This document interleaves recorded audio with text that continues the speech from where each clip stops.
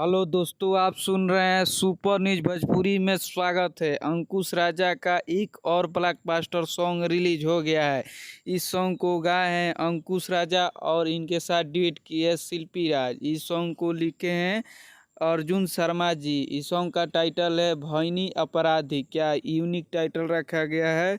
इस सॉन्ग को संगीत से सजाए हैं दीपक दिलकश जी और वीडियो डायरेक्टर किए हैं आर्यन देव जी। इस सॉन्ग में एक्ट्रेस लीड किए हैं अंकुश राजा के साथ शिल्पी राघवानी जी।